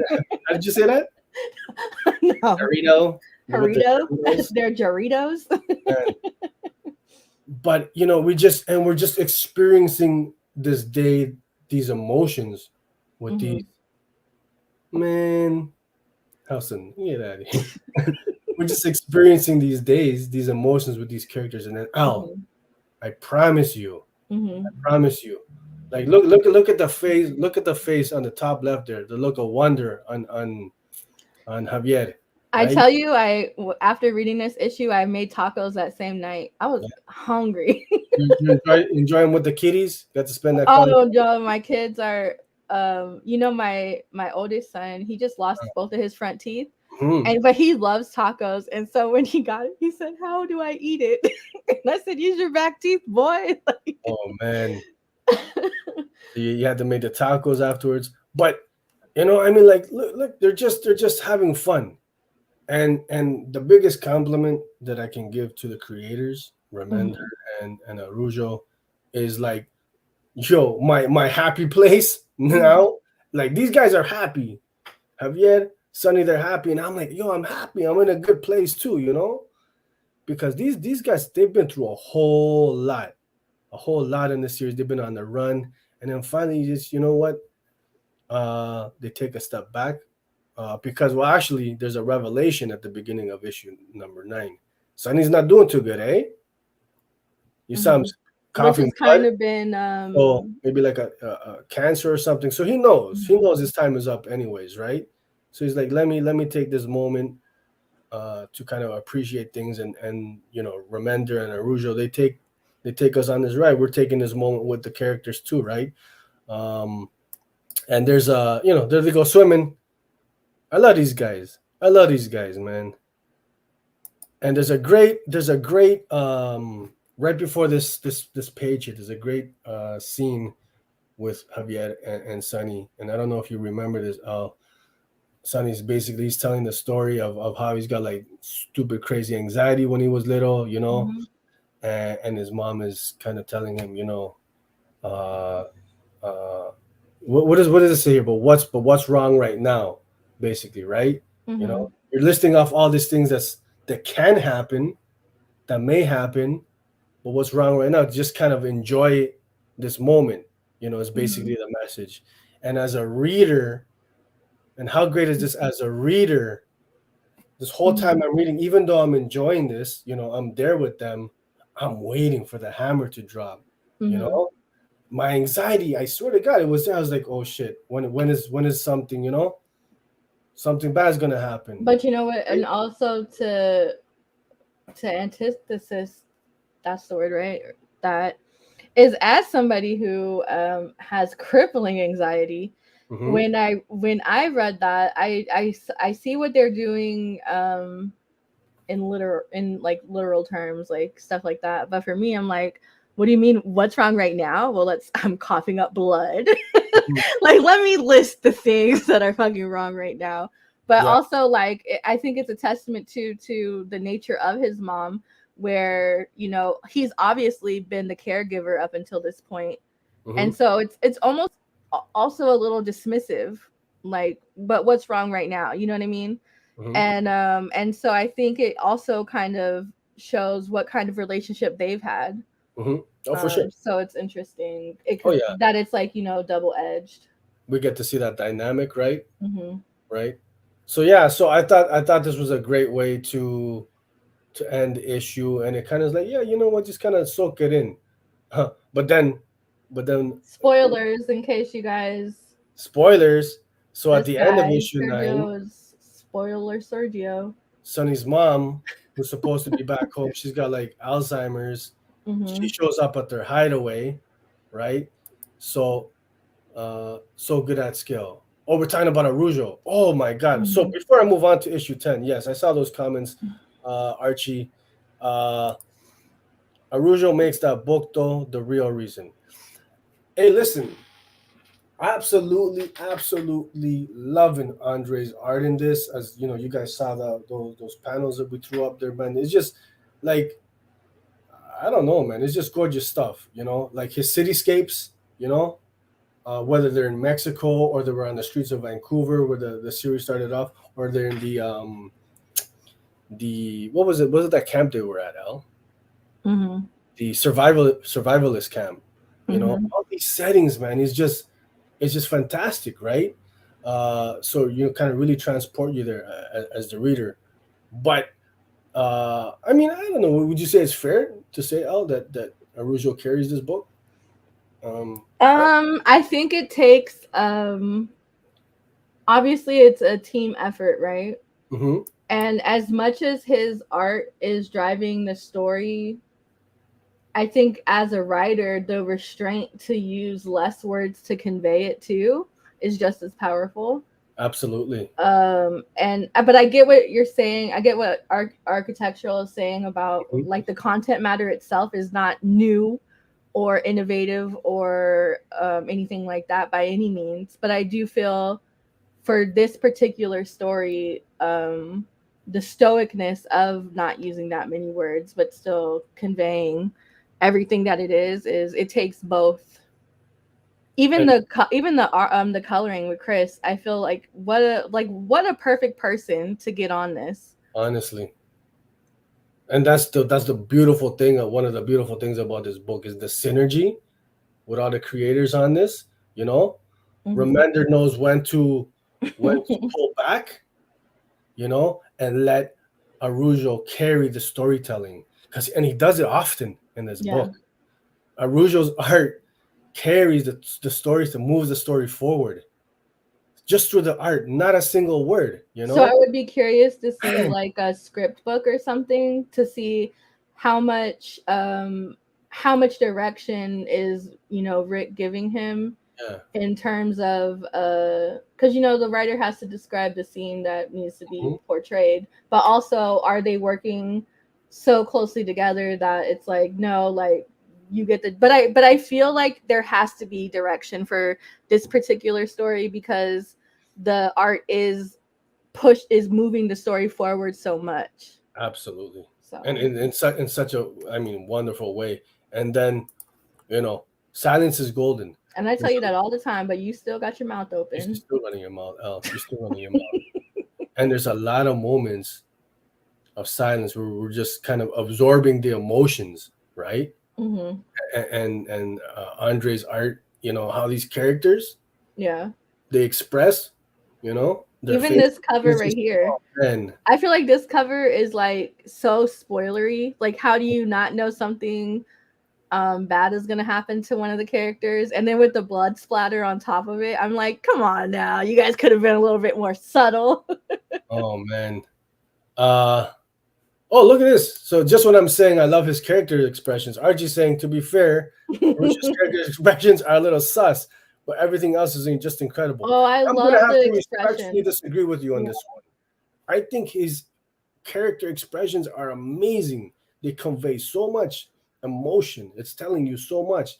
And just with those, We'll get to one. I think you have the page in this set. yeah, I honestly started bawling when I saw a dude's face. man. Hey, so the bad guys, these Okay, bad, well, shout out Greg. Sorry, princess. hey, Greg. Greg's the real one, the homie.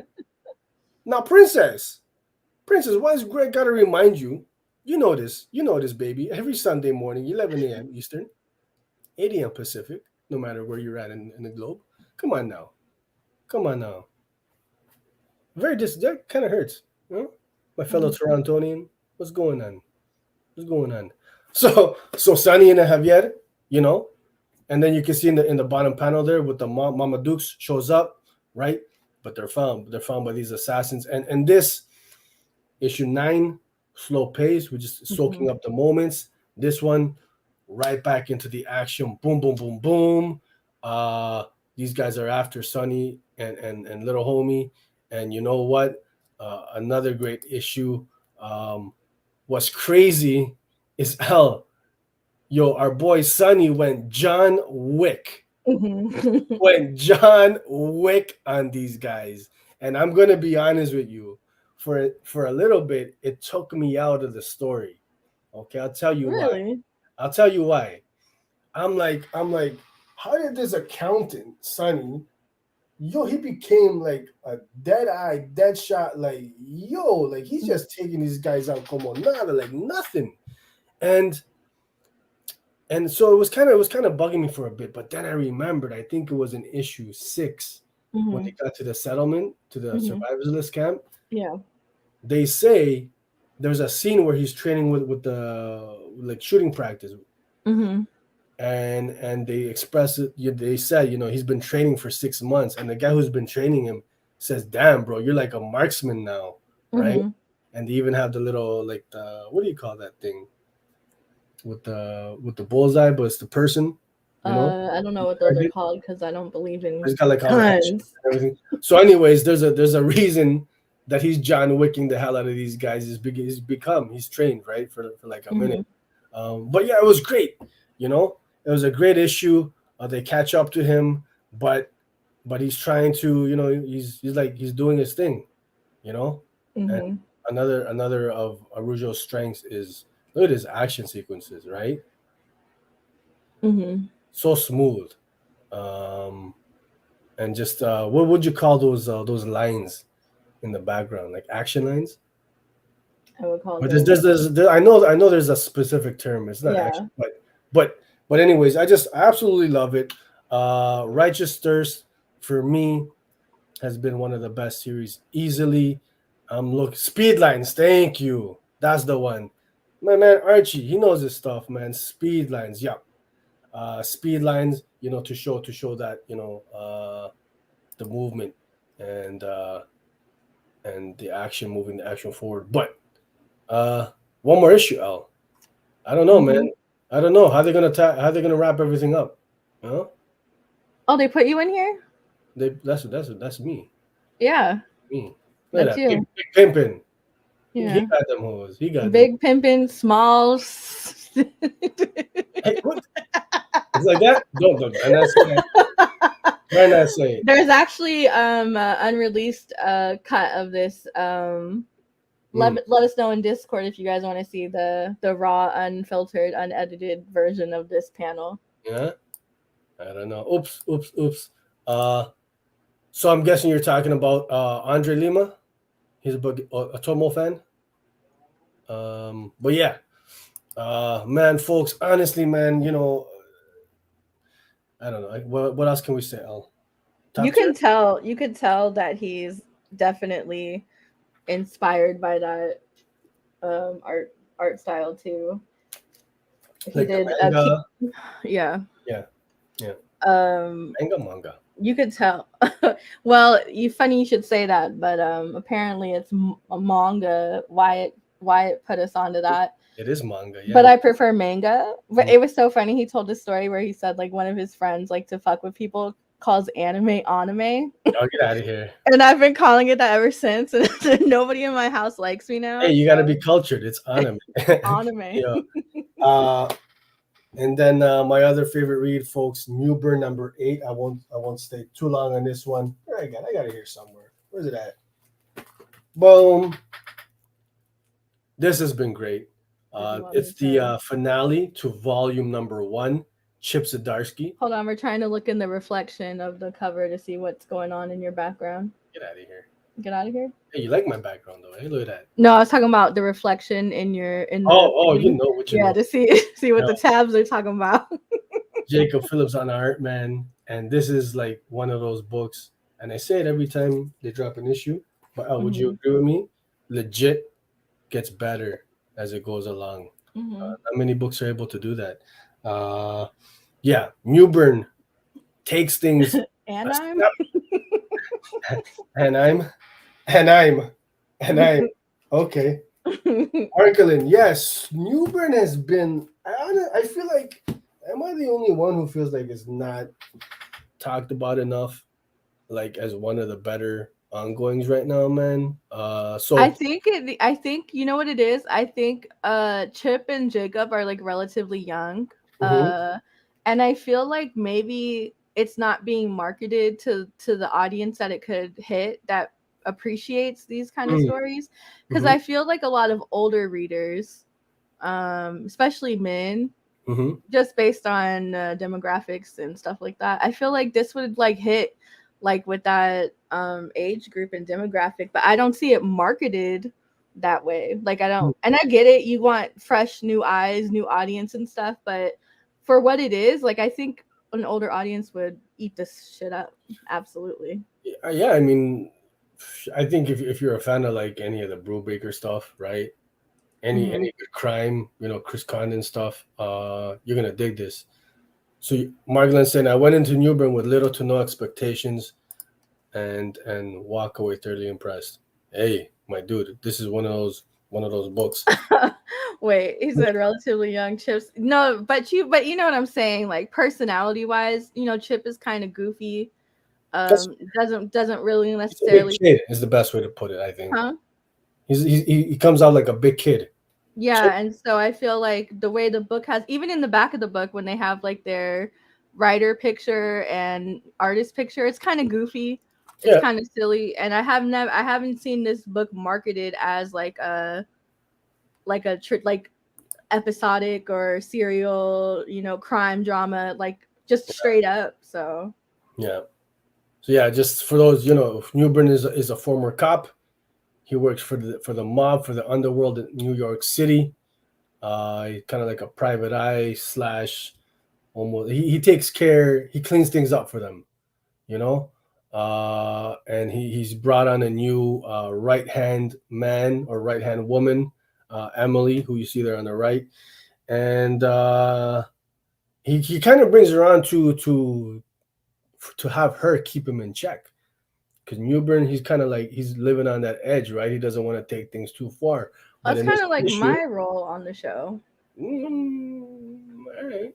I mean, okay. Like right now, I'm about to mute. No, I'm just kidding. Gotta know when to hit the mute button. You gotta know when to hit the mute button. And so in this issue to the finale, Newburn just takes things like definitely a step too far. I don't want to spoil it and get into details, but it's like I said, I posted about it, it's just riveting stuff, man. You see what happens, man, when Newburn, in order to kind of keep Emily, who's his right hand man, keep his safety net, he ends up, taking things like, he's like, he went sideways, man. So I'm curious to see where they go on with this, but it's not back to like I think the fall, right? But look at that. I mean, Jacob Phillips. The trade is about to drop. Yeah. The trade for volume 1's about to drop, right? That is. It's just fun stuff, folks. Fun stuff. I don't want to spoil this. I put it up there. If you've read it, you know what happens, man. Which is wild, yo. What he's willing to do now, in order to do what he needs to do. And the volume 1 returns in the fall. Those are my picks, man. Hey, I had a lot of fun. You said okay. Boom, boom, boom. I had a lot of fun reading. Elle. I think we can we announce, man? What are we announcing? Announcing. Ooh. What are we announcing? Golden Rage #1. Oh, I forgot all about Copper Jump. I thought we had another 54 to 46. Wow. You know what it was? It was your damn campaigning. You What? literally hit up every. Yo, get out of here. Get out of here. Folks, we're Archie, reading. you know what? Thank you for Hey, coming through. And I hope one yeah, day you do decide to vote. And when you do, I hope it's for one of my picks. get out of here. Why are you always campaigning? Who got here? Trump. By the way, love your name. It's fantastic. I think you're a great person. Go ahead and vote for me next time. There's one. Always on the campaign trail. Hey, we're reading. You guys voted for Ms. Aldana's pick. Golden Rage number 1. All right. Golden Rage. Check it out. We're talking about it next week. Read it along with us. Let us know what you guys think. Get out of here. Don't make me throw up that Ruby Rod gift. Yo, man, and you guys, if you enjoyed it, man, hit that thumbs up, subscribe. Hey, we're at 490. Push to 500 subscribers. We're almost there. I can taste it. Serple reveal at 500. Serple reveal. Shit, let's do it. Okay. Well, technically, we did get 4 hashtag Serples. So if you want it, I'll do it. right now. Go ahead. Get us to 500 subs. Cookie, time to make a few accounts. Time to make. It's gonna be like Serple 1, Serple 2. Why are all these Serples following us? Yeah. So yeah, man. Hey, shout out to the live chats, man. You guys come out each and every week. We have a whole lot of fun. Be sure to tune in next Sunday, 11 a.m. Eastern. We're hanging out with Dave Baker. We're talking his new self-published Halloween boy. Looking forward to that one, man. And then Kirby's comic art team coming to Toronto, baby. Coming to Toronto. Looking forward to that. You're allowed back at Fan Expo? Hey, what do you mean? They said, yo, we want the House of Nerd there. We want the House of Nerd. When you get there, they're like, we meant Elle. Shit, can you imagine? No, we didn't want it. We wanted the other one. We wanted you. We wanted the other one. All right. Anything else before we get out of here? Let me think. Is there anything else before we get out of here? It's your big ass head. If you could refrain from being rude at the very end. That's it. She had enough, folks. That was it. It got too real talking about my. It got too real. Yo, I didn't want to make the people. Oh my God, Sergio just took off his hat, and I promise you guys, his eyebrows go all the way back. Yo, shut up. His eyebrows go all the way back to his neck. Say goodbye. I'll say goodbye. Bye. All right, we out. Yo, shit.